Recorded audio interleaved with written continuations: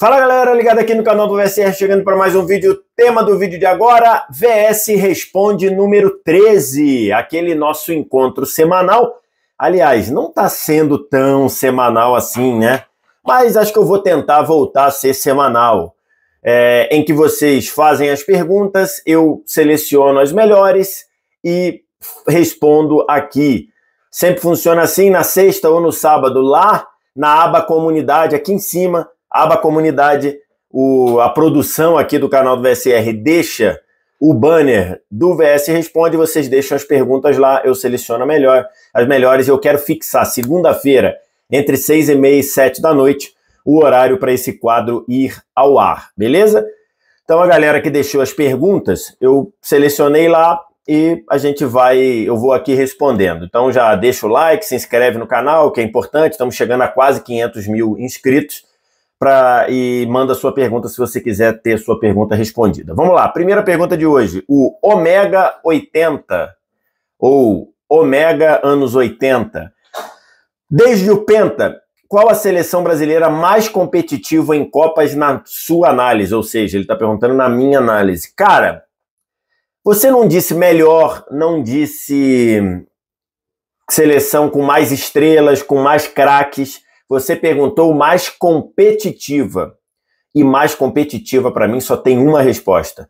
Pegando 2006, 2010, 14, 18 e 22, a seleção mais competitiva de todas é a de 2010. É isso mesmo. Aquela seleção do Dunga, ela tinha um nível de competição lá no alto. Era uma seleção muito longe de ser brilhante, mas muito longe, muito pelo contrário, é uma seleção, inclusive, que acho que ficou devendo futebol no ciclo todo, apesar do ciclo ser muito vitorioso, tanto em percentual de aproveitamento quanto em títulos conquistados, menos a Copa do Mundo, mas deveu, na minha visão, futebol, mas sendo justo, completamente justo, e aqui eu sou justo porque eu não... independentemente das minhas convicções ou dos meus gostos, eu tento ser justo aqui, aquela era a seleção mais competitiva de todas que a gente teve depois do pentacampeonato em 2002. Inclusive, eu já conversei com muitas pessoas do futebol, algumas que estavam naquela seleção, outras que conversaram com jogadores da Espanha, que foi a campeã do mundo em 2010, e todas as pessoas que conversaram comigo, do futebol brasileiro, por exemplo, disseram que a minha impressão é correta. Eu acho que se aquela seleção decidisse a Copa com a Espanha, ganharia da Espanha. E, inclusive, já vi jogadores que jogaram com os espanhóis naquela seleção em que eles disseram: nós não queríamos de jeito nenhum enfrentar o Brasil na final, porque o time do Brasil era muito chato, muito competitivo de se jogar. Então, eu tenho convicção que se aquela seleção passasse da Holanda, passaria com tranquilidade do Uruguai na semifinal e ganharia da Espanha na grande decisão. Essa é a minha percepção, somando o que eu analisei da própria Espanha naquela Copa. A Espanha não jogou nada naquela Copa, verdade é essa. Talvez jogou nada seja um pouquinho de exagero, mas não jogou bem aquela Copa.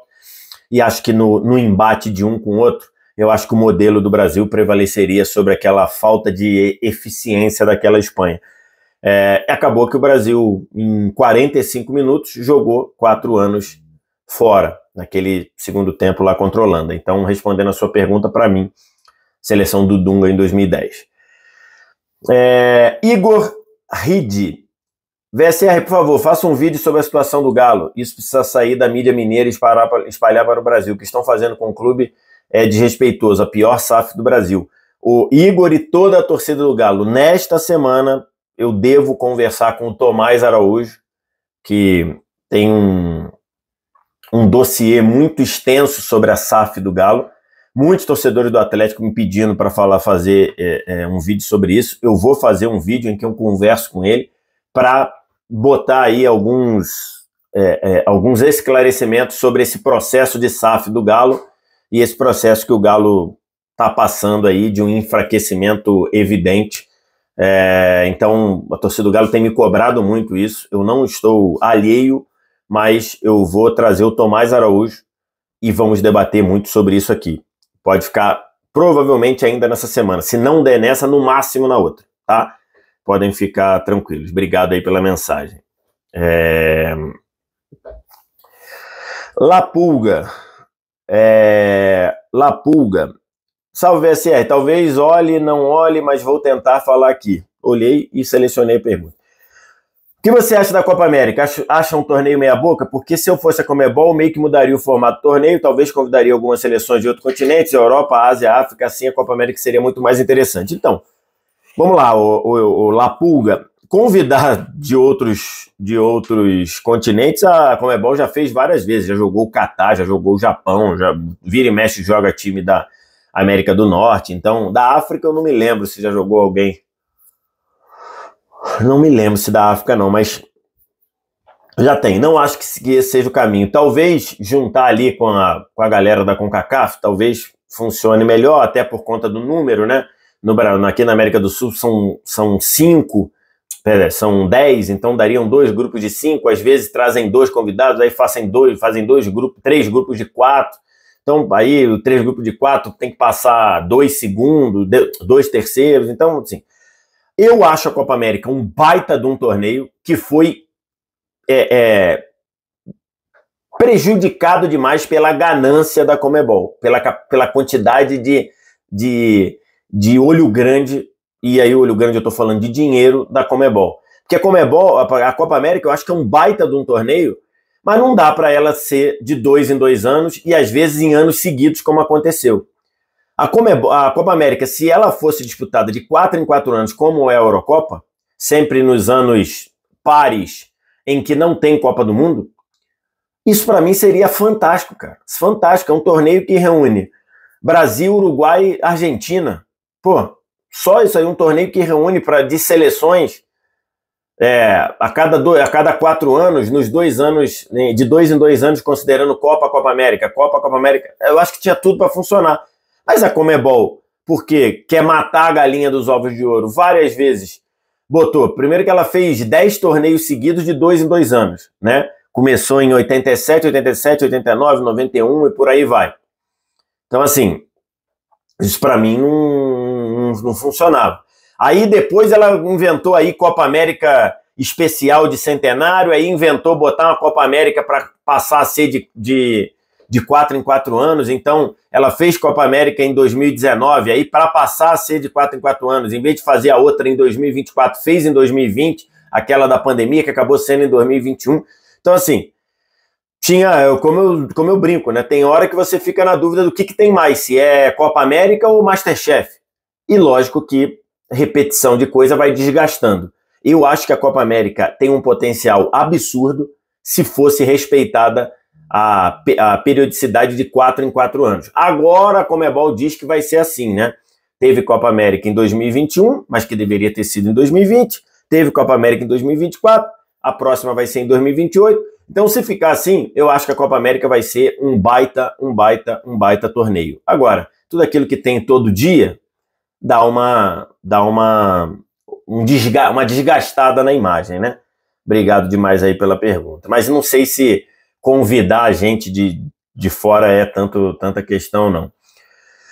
Valmir Neves, VSR, hoje com Mbappé e Bellingham voando no Real, você acha que ainda é possível o Vini ganhar a bola de ouro futuramente? Primeiro, nem o Mbappé nem o Bellingham estão voando no Real ainda, né? Então, essa realidade de Mbappé e Bellingham voando não existe.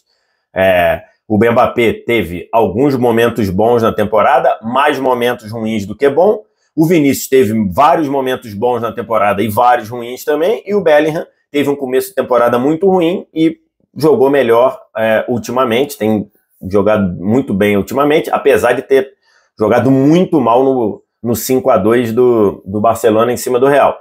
Então, só para pontuar. Mas eu acho possível sim, porque num Real com tantas estrelas assim, num ano em que não tem Copa do Mundo, iria prevalecer o que o cara faz, acho que na reta final da temporada. Então, se numa reta final de Champions o Vinícius repete o que fez na última, quando ele foi disparado o melhor jogador do maior torneio da Champions, eu acho que é possível ele ganhar sim.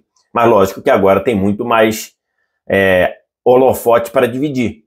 Até segundo a própria France Football, para dar uma justificada naquela aberração que foi o Rodri ganhar, ela disse que o diretor da France Football falou que o Vinícius foi prejudicado porque tinha muito voto dividido entre Vinícius, Bellingham e Carvajal.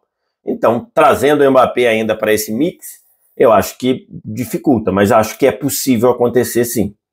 O Vinícius precisaria voltar a fazer uma reta final de Champions maravilhosa como ele fez, ou prevalecer com a camisa da seleção na Copa do Mundo 2026, por exemplo. Obrigado aí pela pergunta. Marciol, olha essa pergunta para ele aqui. VSR, você já foi corno? Rapaz, eu vou te dizer, que eu tenha tido notícia, não. Agora, diz o ditado popular que ser corno ou foi, ou é, ou será. Então, se eu ainda não fui, segundo o ditado, talvez eu venha a ser, mas que eu saiba, ainda não fui. Comigo não. Aí, ó, Comigo não. tá vendo? Tá vendo? Veio participação especial aqui, ó. Então, é isso. Que eu saiba que eu tenha tido notícia, não. Mas, enfim, vai saber. Não bota a mão no fogo, não, porque mais que eu tenha sido informado, não. Beleza? Obrigado aí pela pergunta.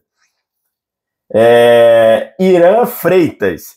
VSR, na sua opinião, o protagonismo dos clubes brasileiros sobre os demais times sul-americanos mostra que o nível do futebol brasileiro melhorou ou foram os outros países que regrediram? Sou seu fã desde o saudoso Jogando em Casa. Como era bom jogando em casa, né? Eita, rapaz. Vamos lá, eu acho que as duas coisas. O futebol brasileiro melhorou, e é verdade. Se você pega o nível de organização do futebol brasileiro de 2024, compara com os anos 90, é muito, muito melhor. Ah, mas o calendário ainda é uma porcaria. Ainda é uma porcaria, mas já foi muito pior. Então, se você pega a estrutura dos clubes, a organização dos clubes, centro de treinamento, clubes com capacidade de investir e divisão de base muito melhor, então o futebol brasileiro melhorou. Além disso, a economia brasileira, que neste momento que eu estou gravando esse vídeo, em janeiro de 2025, é uma economia combalida, mas ainda é uma economia muito, muito, muito, muito, muito maior do que a dos outros países do continente. Então, se a economia do Brasil tem muito mais dinheiro circulando, o futebol vai ter muito mais dinheiro circulando, e isso se reflete também no domínio do futebol brasileiro em cima dos outros. E os outros parecem também que pioraram. Você pega times peruanos, cara, é difícil você ver um time peruano bom. Um time peruano bom, time paraguaio, caíram muito de qualidade. Os próprios times uruguaios, né? O Peñarol fez agora a campanha de semifinal, antes a última vez tinha sido em 2011. Então, assim, e os próprios times argentinos também, né? Você teve o River ali numa ilha de competência em meio de vários times na Argentina com muitos problemas. Então, acho que é um pouco das duas coisas. O futebol brasileiro melhorou e a quantidade de dinheiro circulando no futebol brasileiro fez isso, ajudou também. Até os incompetentes com muito dinheiro começaram a acertar e os outros pioraram também, tá? Obrigado aí pela pergunta. Vitor Cris. VSR, qual seria o maior feito? Ganhar o Brasileirão com 100 pontos ou ser campeão brasileiro invicto?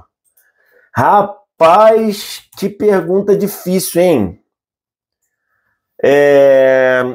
O recorde de pontos da história do Brasileirão, e aí eu estou considerando o Brasileirão de pontos corridos, porque antes com fase de grupo, fase de classificação, mais mata-mata, ficava difícil de você definir pontuação. O recorde é do Flamengo de 2019 com 90 pontos. Ou seja, aquele timaço, aquele time fantástico, aquele time que encantou, dominou de uma forma bizarra, fez 90 pontos. 10 pontos a menos do que essa meta que ele está falando dos 100 pontos. E ser campeão brasileiro invicto, cara, ser campeão brasileiro invicto, tirando os times lá que ganharam a Taça Brasil, lá na época, lá dos anos 60, 70, que eram menos jogos, às vezes teve time que ganhou invicto, mas com 4 jogos, você tem um que é o Inter de 79, né, que foi campeão brasileiro invicto. Rapaz, eu vou te dizer, O menor número de derrotas da história dos pontos corridos é do Palmeiras de 22. O Palmeiras de 22, ele teve 3 derrotas, se eu não estou enganado. Exatamente. O Palmeiras de 22, ele teve 3 derrotas. Uma delas foi na última rodada para o Inter, que o Palmeiras já era campeão e tudo, né? Então, assim, se o Palmeiras talvez jogasse sério, entre aspas, ele poderia não ter ganho, não ter perdido essa. Então, seria um Palmeiras de 2 derrotas. Eu vou te dizer, eu acho que é mais difícil alguém ser campeão brasileiro com 100 pontos, ainda mais no cenário brasileiro. Eu acho que é mais difícil um time ser campeão brasileiro fazendo 100 pontos do que um time ser campeão brasileiro invicto. Porque o Palmeiras de 22, o Flamengo de 19 teve 4 derrotas, né? A última também nesse esquema, né? Apesar de ter jogado com o time titular, a última com o Santos já era o Flamengo pensando no Mundial e tudo, então, enfim.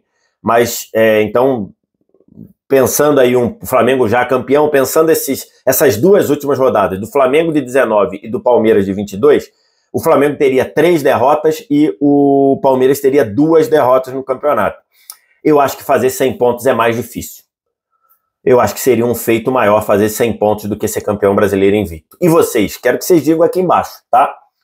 Obrigado aí pela pergunta. Muito boa pergunta, tá? Eu gosto de pergunta assim. Muito, muito boa pergunta. Gabriel Kowaleski. Fala, VS. Em um outro VSR responde, você citou o quadro da TNT Top ou Banco, algo relacionado a isso, e de que me veio à mente que o X1 de Sola deu uma parada. Pode-se dizer se vai voltar algum dia? Olha, eu não tenho ingerência sobre as decisões da TNT Sports, sou o peixe pequeno lá. Mas, segundo o que eu soube, o X1 de Sola acabou. Ele cumpriu a sua missão, era um número finito de programas, ele foi lá e cumpriu. Então, eu não vou dizer que não voltará, porque eu não sei quem é que decide, não sou eu que decide, pode ser que decidam, pode ser que queiram voltar. Mas, neste momento, a situação é que o X1 de Sola cumpriu a missão dele, tá lá, inclusive, no YouTube da TNT Sport, não, no YouTube do de Sola, se você quiser acompanhar. Mas até onde eu sei, neste momento, dia 13 de janeiro de 25, o X1 de Sola não volta, ou não está previsto que ele volte, beleza? Obrigado pela pergunta. Fábio R3P. Tirando o futebol, qual o esporte que você mais gosta de acompanhar? Ih, rapaz, aí é muito. Eu gosto de acompanhar muito esporte, inclusive Olimpíada, eu sou fascinado pela Olimpíada. Se eu pudesse escolher entre nunca mais ver a Copa do Mundo e nunca mais ver a Olimpíada, eu escolheria com certeza nunca mais ver a Copa do Mundo, porque a Olimpíada para mim é muito, muito, muito, muito importante. Ou se eu tivesse que escolher, você só pode trabalhar em uma competição, ou na cobertura da Copa do Mundo ou na cobertura da Olimpíada, eu escolheria a Olimpíada. Então eu gosto de vários esportes. Mas tirando o futebol, que é com o que eu trabalho mais, os esportes que eu mais acompanho é basquete, especialmente NBA, mas acompanho também um pouquinho da NBB e tudo, e futebol americano. Mas também gosto muito de acompanhar tênis, os grandes jogos do tênis eu acompanho, gosto muito de acompanhar vôlei de seleção, não gosto muito de vôlei de clube, mas vôlei de seleção acompanho bastante, acompanho as finais do beisebol, que eu acho fantástico, o clima de final de beisebol, temporada regular não, porque são 160 jogos, mas a playoff de beisebol eu acompanho. O que mais? Mundial de natação eu gosto de acompanhar, mundial de atletismo eu gosto de acompanhar, então eu acompanho bastante esportes aí, eu sou um tarado por esportes, beleza? Obrigado aí pela pergunta. Vamos lá, pergunta grande, hein? Vinícius Braz Rangel. BSR, recentemente vi um debate sobre quantidade de vagas para clubes brasileiros em competições internacionais. Concordo que o Brasil merecia ter mais vaga mesmo, porém não acho saudável para o campeonato o nono colocar disputar a maior competição internacional. Várias vezes, ou já houve G9, esse ano teve G8, e acho ainda mais ridículo de 16º colocado, um time que brigou para não cair e ter vaga em competição internacional. Qual o tema sobre isso? Qual a sua opinião sobre isso? Concordo totalmente com você, totalmente, 100%. O número de vagas, essa abundância, esse exagero de vagas em competições sul-americanas piora o Campeonato Brasileiro. Ele tira a competitividade do Campeonato Brasileiro, ele tira o valor da vaga. Mas já que a Conmebol faz essa farra de vaga para poder vender a competição mais caro, de novo, e já falei nesse vídeo aqui, Conmebol faz qualquer coisa, até coisas que pioram o resultado do torneio por causa de dinheiro.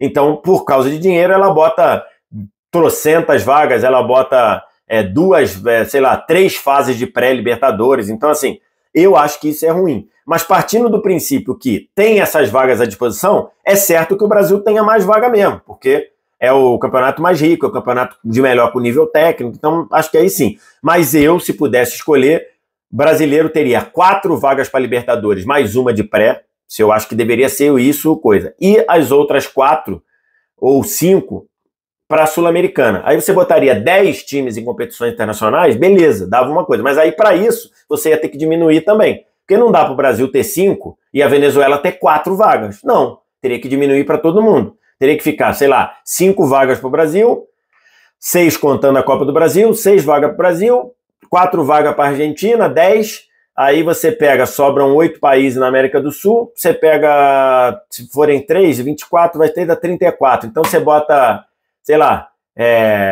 3 vagas para quase todo mundo, 2 vagas para os 2 piores países do ranking, que aí você mata 32. Então ficaria 6 vagas para o Brasil, 4 vagas para a Argentina, ou 5 vagas para a Argentina, deu 11, beleza? Aí sobram 21. Sobram 8 países. Você pega desses 8, 5, você dá 3 vagas, 15. 11 mais 15, 26. Faltam 6 vagas. Os últimos 3, você dá 2 vagas para cada um. Beleza. Acho que aí, ok. Agora, a Conmebol, para ganhar mais dinheiro, enche em top de pré-Libertadores e aí gera isso. Então, eu concordo com você. Acho que é ruim para o Campeonato Brasileiro ter tanta vaga, mas com essa abundância de vaga, o Brasil tem que ter mais vaga mesmo. Beleza? Vamos lá. Lucas Marques. Olá, BSR. Gostaria de saber se você torce para algum time europeu. Se não, qual é o seu time europeu favorito? Eu não torço para nenhum time europeu. Não torço. Não tenho essa fixação de torcer, de acompanhar tudo. Já gostei de alguns times. Gostava do Milan, do Van Basten e do Gullit. Gostava do Arsenal, do Henry, do Bergkamp. Que mais? Então, assim, já gostei de muitos, já gostei de vários times do futebol europeu. Gostei, assim, de acompanhar, de ver o Barcelona do Messi, gostava de acompanhar, mas torcer, não torço para nenhum. Costumo dizer que lá na Espanha eu torço pro Flamengo, na Inglaterra eu torço pro Flamengo, na Itália eu torço pro Flamengo e por aí vai, tá? É isso aí, obrigado aí pela pergunta. João Rosenbach. Como está seu ranking para o Bola de Ouro nessa temporada? Qual seria o seu top 5? Sei que ainda está muito distante, mas montaria a lista dele. Salah 1, Rafinha 2, Yamal 3, 4 Palmer, 5 Kane. A minha seria...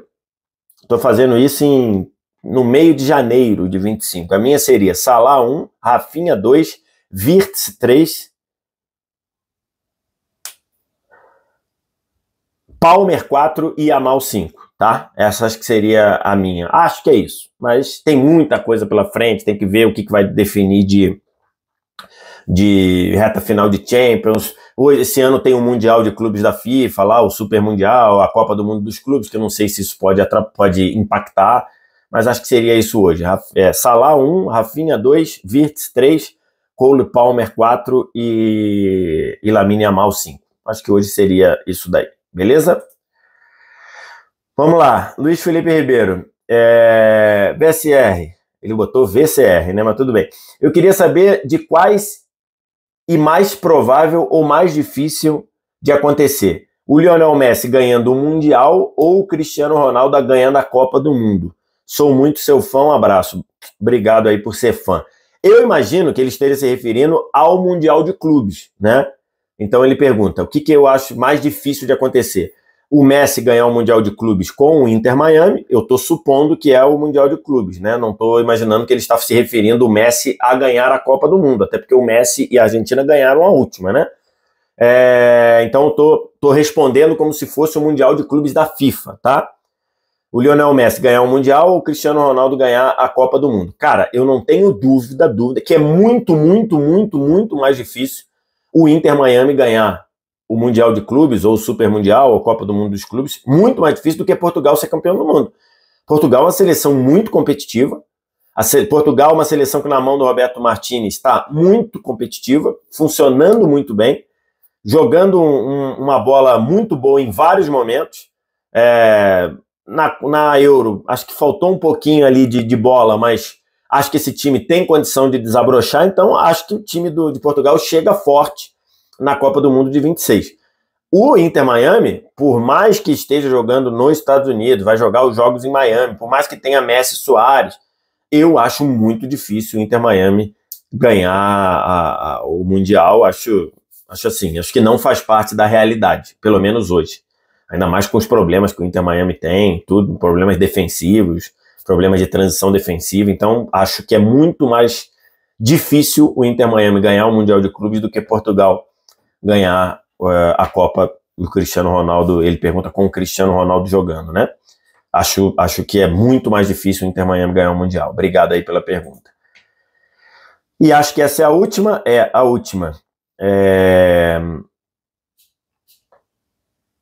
Cadê? Vitor Sérgio, eu ouvi você falando que curte muito videogames. Qual é o estilo de jogo que te faz querer ir até o fim mesmo? Cara, eu joguei muito videogame na minha vida. Pô, videogame comecei no Atari, lá no final dos anos 80, e depois pulei pro Phantom System, que era o equivalente ao Nintendo, aí depois pulei para o Mega Drive, e depois comecei a série de PlayStation, né? 1, 2, 3, 4, comprei os 5 recentemente. Hoje, atualmente, teve épocas da minha vida que eu jogava videogame 12 horas por dia, 10 horas por dia e tudo. Joguei muito na época do Winning Eleven, né? Cheguei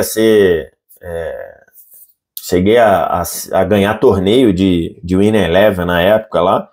Só que hoje eu já não jogo mais futebol porque é muito complexo jogar FIFA, muito complexo. FIFA ou eFootball e tudo, é muito complexo, muita coisa para fazer, muito botão para apertar, não consigo mais. Mas na época do Winning Eleven eu jogava pra cacete. E eu sempre gostei muito de jogo tipo de aventura, então gostava muito de Siphon Filter, de Metal Gear. Atualmente eu só jogo basicamente 2 jogos, ou Red Dead Redemption ou GTA. E agora comecei a jogar, anteontem, comecei a jogar o jogo do Star Wars lá, o Fallen Order, né? Caraca, que jogo, irmão. É um filme, né? É um filme. Eu sou muito fanático por Star Wars, então comecei a jogar Star Wars, o Fallen Order lá. Então, assim, muito, muito, muito, muito fanático por Star Wars, então é muito legal, mas basicamente é isso. E jogo alguns joguinhos de celular, por exemplo, meu filho me viciou de jogar no Brawl Stars lá, então eu jogo com ele Brawl Stars, mas basicamente isso. Atualmente eu tô jogando, só jogo GTA, tô esperando o GTA 6 e o Red Dead Redemption, e agora eu comecei a jogar o Fallen Order. É isso? Fallen Order, né? Star Wars Jedi Fallen Order. Cara, muito bom o jogo, tô fascinado, inclusive vou jogar daqui a pouco. É isso aí. Acabou? Acabou. 28 minutos. É isso. Vocês já sabem, sexta de noitinha ou sábado de manhã, entra na aba comunidade aqui em cima o post para você mandar a sua pergunta. Você deixa a pergunta, eu vou selecionando, respondo as melhores aqui. E é isso, beleza? Quero comentários. Diz aí o que é mais difícil. Ganhar o Brasileirão fazendo 100 pontos ou ganhar o Brasileirão invicto, que esse é um bom debate, vou pedir até para fazer uma enquete na comunidade. E no mais, obrigado aí pela audiência, um abraço, tchau.